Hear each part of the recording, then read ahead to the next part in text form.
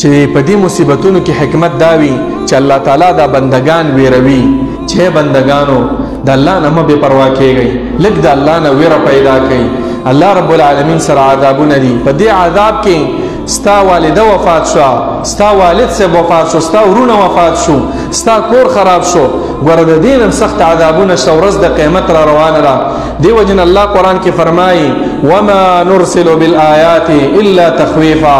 مونږ چې کوم عذابونه را لیږو مقصد پکې دا دی چې دا یو مقصد دا دی چې دا انسانان د الله نه ویریږي.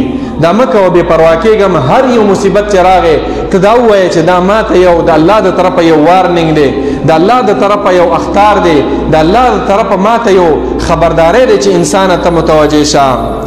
بل عزیزانو دا مصیبتونه چې راځي یو حکمت پکې دا دی چې د انسانانو د ګناهونو د وجې نه کله چې ګناهونه اوج ته ورسېږي، د اسمان کنارو ته ورسېږي، ځمکه ترې ډکه شي، عام علما بیانونه کوي چې ای خلکو زناګانې مه کوئ، ای خلکو سود مه خورئ، ای خلکو پردي مالونه مه خورئ، ظلم مه کوئ، د چا مال مه لوټ کوئ، ای خلکو داسې مه کوئ، داسې مه کوئ، د خلکو یقین نه راځي.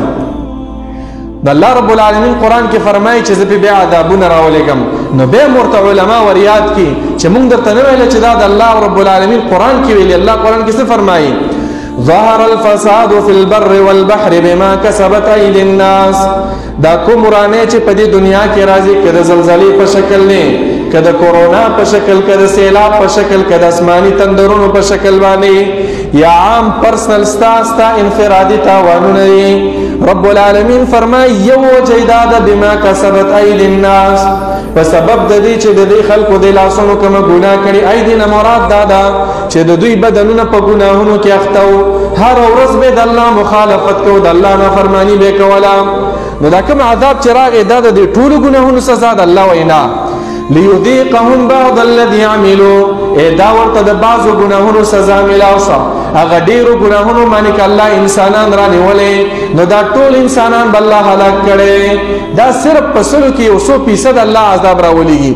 اوس که د دې هر انسان ګناه باندې الله انسانان را نیولې نو ما ترک علی ظهرها من دابه، په مخ د ځمکه انسانان پرېږده، د حیوانات او څاروي ورنه یې پاتې شوی. د دې وجه نه یو حدیث کې راغلی دي لم تظهر الفاحشه في قوم، په یو قوم کې چې زنا عامه شي، زناګانې، حتی یعلنوا بها، تر دې چې ښکاره ښکاره زناګانې کوي. اعلان یې نن سبا یو داوم دی چې پټه ګناه به کوي، ځان ته به موبایل نیولی او په دې به ویډیو کوي، بیا به خلکو ته وررسوي. دام اعلان دی د نن سبا چې خلکو ته ښکاره کړي دا زناګانې.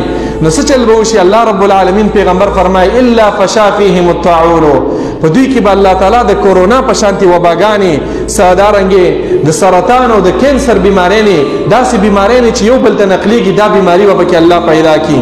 والاوجاع، داسې دردونه به پکې پیدا کړي، بیمارۍ به پیدا کړي چې مخکې به دا مرضونه نه وي. دا ټول د دې ګناهونو د وجې نه. نو زما عزتمند ورونو یو حکمت د دې دا دی چې د انسانان ګناهونه پرېږدي، ګناه پرېږدي او الله رب العالمین ته راواپس شي.